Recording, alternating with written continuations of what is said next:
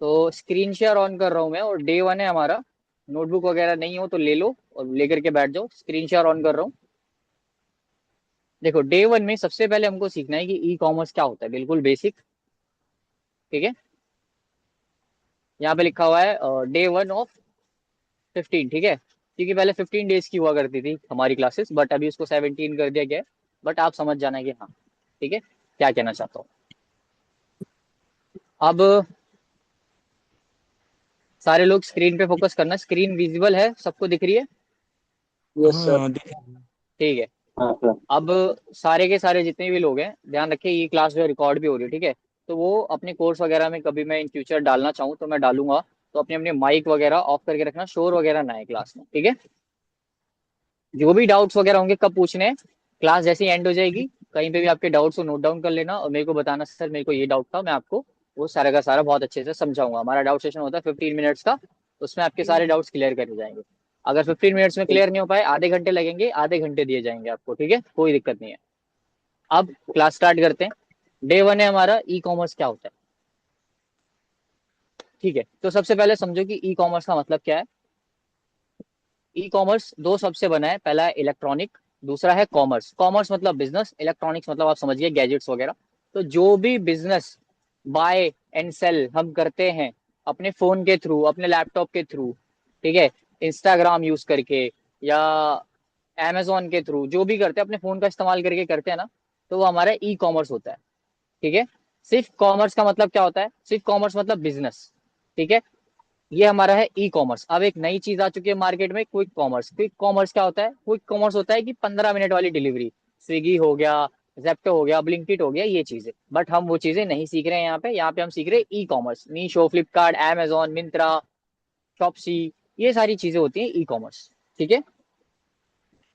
अब e commerce का मतलब अगर मैं आपको बहुत सिंपल शब्दों में समझाऊं तो, फोन या लैपटॉप के थ्रू, ठीक है, इलेक्ट्रॉनिक किसी भी गैजेट के थ्रू अगर हम सामान खरीदते हैं और बेचते हैं ऑनलाइन, ठीक है, वो हमारा ई कॉमर्स में आता है।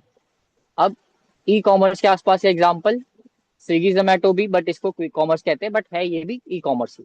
इसको 15 मिनट में भेज दिया जाता है, 15 मिनट में सारी सर्विसेज आपको मिलती हैं, तो ये क्विक कॉमर्स में आ जाता है। धीरे धीरे अमेजोन भी क्विक कॉमर्स में शिफ्ट हो रहा है, एक दिन में डिलीवरी देता है। फ्लिपकार्ट भी अब क्विक कॉमर्स में शिफ्ट हो रहा है, एक दिन में डिलीवरी दे रहा है, बट वो भी अभी भी ई कॉमर्स ही कहलाते हैं। नाम हमने थोड़ा सा चेंज कर दिया है कि क्विक कॉमर्स। ठीक है। अमेजोन से ऑर्डर करना, घर बैठे बैठे मोबाइल से आप कपड़े ऑर्डर करते हो, ये सारी चीजें क्या है, ई कॉमर्स है। घर बैठे बैठे आप अ, खाना ऑर्डर कर रहे हो, मूवी की टिकट्स खरीद रहे हो, ठीक है, मीशो से आप साड़ियाँ खरीद रहे हो, ये सब क्या है, ये सब ई कॉमर्स है। फोन के थ्रू ही आप कर रहे हो ना, मूवी के टिकट्स भी आप फोन के थ्रू खरीद रहे हो, है ना। कुछ भी चीज अगर आप फोन के थ्रू करते हो, अब जैसे कि आपने फोन के थ्रू क्या खरीदा, मेरी कोर्स खरीदा है ना फोन के थ्रू ही, तो मेरा क्या हुआ, एक तरीके से ई कॉमर्स बिजनेस हो गया। मैं क्या बेच रहा हूँ यहाँ पे, सर्विस बेच रहा हूँ, प्रोडक्ट नहीं बेच रहा, बट एक सर्विस बेच रहा हूँ, और आप खरीद रहे हो, तो बेचना और खरीदना फोन के थ्रू हो रहा है, तो ये भी एक ई कॉमर्स है। ठीक है। अब हम लोगों को यही चीजें पता है, और भी दो तीन एप्स होती हैं। OLX हो गया, गाड़ी देखते हैं खरीदते हैं ऑनलाइन, है ना, ये भी ई कॉमर्स है। और सेकेंड हैंड वहां पे मिलते हैं। और भी चीज हो गया, कार देखो हो गया, लेंस कार्ड हो गया, ऑनलाइन बेच रहे हैं, ये सारी चीजें सब के सब ई कॉमर्स कहलाते हैं। आई होप ये क्लियर हो गया होगा कि ऑनलाइन सामान खरीदना और बेचना ई कॉमर्स होता है। इंडिया में ई कॉमर्स कितना बड़ा है अभी तक, 111 बिलियन का हो चुका है ई कॉमर्स 2024 में, और ये बढ़ते ही जा रहा है और बढ़ता ही रहेगा 2035 तक। इसमें स्कोप बना हुआ है, 2035 के बाद हो सकता है कि इसके में स्कोप ना रहे, बट अभी काफी अच्छा स्कोप है इसमें, पहले से और ज्यादा अभी इसमें ग्रोथ है, बहुत ज्यादा इसमें डिमांड है। तो आप इसमें बिजनेस करोगे तो सक्सेसफुल होने के चांसेस बहुत ज्यादा हाई हैं। बस आपका प्रोडक्ट अच्छा होना चाहिए, आपकी प्राइसिंग अच्छी होनी चाहिए। प्रोडक्ट कैसे अच्छा होता है, प्राइसिंग कैसे अच्छी होती है, वो सारी चीजें हम सीखेंगे। ठीक है। अब क्या कहते हैं, 18 करोड़ से ज्यादा लोग हैं जो कि ऑनलाइन शॉपिंग करते रहते हैं एक्टिवली। टीयर 2 और टीयर 3 सिटी में अभी ग्रोथ होने के ज्यादा चांसेस हैं। टीयर 2 और टीयर 3 क्या होता है, शहर होते हैं, ठीक है। टीयर 1 मतलब होता है कि बहुत अच्छे शहर, जैसे दिल्ली, मुंबई, बैंगलोर, जो कि बहुत ज्यादा अभी एडवांस हो चुके हैं। टीयर 2 होता है कि जो अभी बीच में है, ठीक है। तो टीयर 3 होता है गाँव वगैरह, तो इनमें अभी डेवलपमेंट होना बाकी है। तो अभी इनमें ई कॉमर्स का चलन बढ़ते जा रहा है। ठीक है, लोग गांव वाले भी आजकल मीशो से सामान ऑर्डर करते हैं, उनको भी आ गया है ऑर्डर करना, है ना। तो इनमें अभी स्कोप वगैरह ज्यादा देखने को मिलेगा आपको।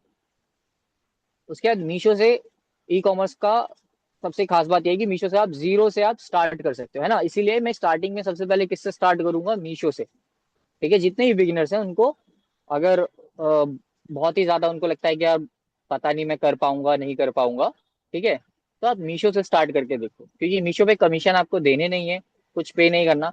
जीएसटी चाहिए होती है, अगर जीएसटी बनवाने में भी आप डर रहे हो तो बिना जीएसटी के भी आप स्टार्ट करके अपना डर दूर कर सकते हो कि ई कॉमर्स होता क्या है। ठीक है, बिना जीएसटी के भी आप स्टार्ट करके सीख सकते हो थोड़ा बहुत। बट अगर ई कॉमर्स सीरियस होकर के करना चाहते हो आप, सीरियसली सोचते हो कि नहीं यार मेरे को भाई पैसे कमाने हैं तो कमाने हैं, मैं 100% श्योर हूँ कि भाई मेरे को इस फील्ड में जाना है, मेरे को पैसा कमाना है, ठीक है, जो होगा देखा जाएगा। अगर आपका माइंडसेट क्लियर है कि भाई मेरे को ई कॉमर्स करना है, तो आप जीएसटी के साथ स्टार्ट करो। ठीक है, क्योंकि सिखा तो मैं ऑलरेडी रहा ही हूँ, और गारंटीड कह रहा हूँ, मैंने अपने 3 महीने वेस्ट करे हैं बिना जीएसटी का मीशो पे अकाउंट बना करके। ऑर्डर के नाम पे 2 दिन में एक ऑर्डर आते थे। ठीक है, क्यों? क्योंकि अगर आप बिना जीएसटी के ई कॉमर्स करते हो, मीशो प्रोवाइड करवाता है बिना जीएसटी के भी ई कॉमर्स करना, तो उसकी एक लिमिटेशन होती है कि आप सिर्फ अपने ही शहर में बेच सकते हो, ऑल ओवर इंडिया नहीं बेच सकते। ऑल ओवर इंडिया बेचना है तो जीएसटी सर्टिफिकेट चाहिए। ठीक है, तो आपके प्रोडक्ट कहाँ आप ही के एरिया के लोग देख पाएंगे, आपके शहर के लोग देख पाएंगे, ऑल ओवर इंडिया को दिखेगा ही नहीं, तो ऑर्डर्स नहीं आएंगे, ज्यादा बिकेगा नहीं, तो ज्यादा लोगों तक दिखता भी नहीं है। अगर आपका प्रोडक्ट बिक रहा है, अच्छी रेटिंग रिव्यूज हैं, तो मीशो और रेकमेंड करता है। ठीक है, लॉजिक बिल्कुल क्लियर है। बिना जीएसटी के बनाना चाहते हो तो तब बनाना जब आप बिल्कुल श्योर नहीं हो। थोड़ा बहुत आप श्योर हो कि हाँ भाई, थोड़ा बहुत कॉन्फिडेंस, ज्यादा ज्यादा क्या लगेगा जीएसटी बनवाने में, मेरे 1000-1500 रुपए लग जाएंगे, देखा जाएगा। अगर 1000-1500 का रिस्क ले सकते हो, बना लो। अगर 1000-1500 का भी रिस्क नहीं लेना चाहते, कहना चाहते हो भाई ट्राई करना चाहता हूँ, हुआ तो हुआ, नहीं हुआ तो नहीं हुआ, तो मीशो में बिना जीएसटी वाला अकाउंट बना सकते हो। उससे ये होता है कि इंसान का डर दूर हो जाता है, ई कॉमर्स थोड़ा बहुत समझ जाता है कि नहीं यार इतना भी मुश्किल नहीं है। ठीक है, अब ई कॉमर्स का प्रोसेस क्या होता है, step by step basic process है इसका। हमको एक प्रोडक्ट सिलेक्ट करना होता है। ठीक है, कुछ भी बेच सकते हो आप, कपड़े, ठीक है, इलेक्ट्रॉनिक का सामान, टॉय, स्नेक्स, स्नेक्स स्नैक्स, ठीक है। और ये सारी चीजें आप सबसे पहले आपको क्या करना होता है, ये चीजें डिसाइड करनी होती है क्या प्रोडक्ट आप बेचना चाहते हो। एक बार ये डिसाइड हो जाए, फिर आप जीएसटी की तरफ जाना। ठीक है, बहुत सारे लोग क्या करते हैं, जीएसटी बनवा लेते हैं लेकिन डिसाइड ही नहीं कर पाते कि बेचना क्या है। पहले डिसाइड करो बेचना क्या है, उसके बाद आप जीएसटी बनाओ, ऐसे आप फंसोगे नहीं। ठीक है, फिर उसके बाद जीएसटी लेनी होती है, फिर उसके बाद आप अपना प्रोडक्ट प्लेटफॉर्म पे अपने प्रोडक्ट को लिस्ट करो। एक अकाउंट बनाओ मीशो पे या अमेजोन पे या फ्लिपकार्ट पे, जिस भी लायक आपका प्रोडक्ट है। ठीक है, उस पे अकाउंट बनाओ, अपने प्रोडक्ट को लिस्ट करो। लिस्ट का मतलब होता है कि अपने प्रोडक्ट को वहां पे डालो, लोग उसको देख पाएंगे, वो होता है लिस्टिंग करना। ठीक है, फिर कस्टमर उसको ऑर्डर करते हैं।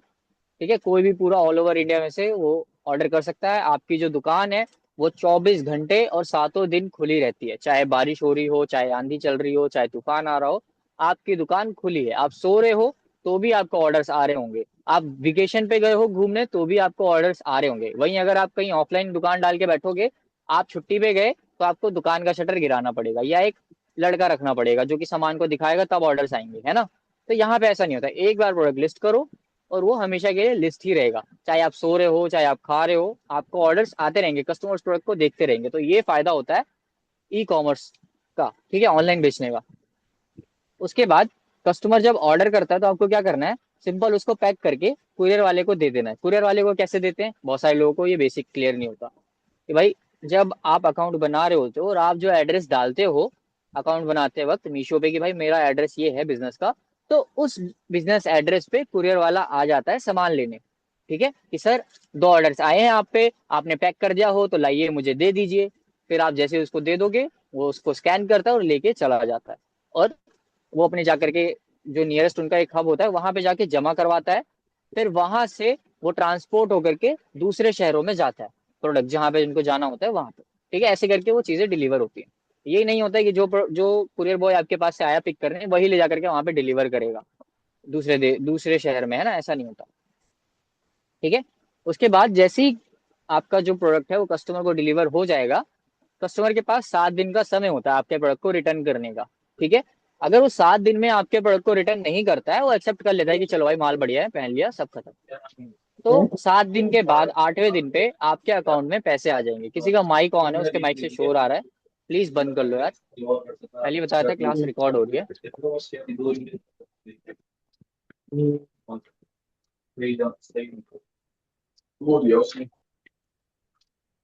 मुझे यहीं से करना पड़ेगा। चलो, एक सेकेंड। ठीक है। तो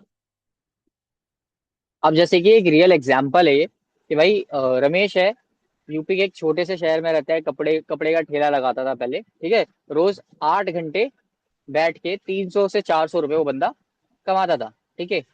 एक भाई ने उसको मीशो सिखाया, अब वही कपड़े वो घर बैठे बेच सकता है, ठीक है, पूरे ऑल ओवर इंडिया। अब महीने के वो स्टार्टिंग के पहले महीने से ही 25 से 40 हजार रुपए कमाता है। और ये एग्जाम्पल है, इससे भी बहुत ज्यादा ज्यादा जो लोग हैं कमाते हैं इसमें स्टार्टिंग के पहले महीने में। मैंने स्टार्टिंग के पहले महीने में कितना अर्न करा था?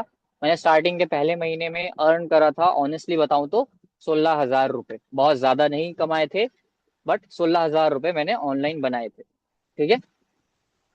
क्योंकि मैं भी धीरे धीरे सीख रहा था, करते करते करते करते।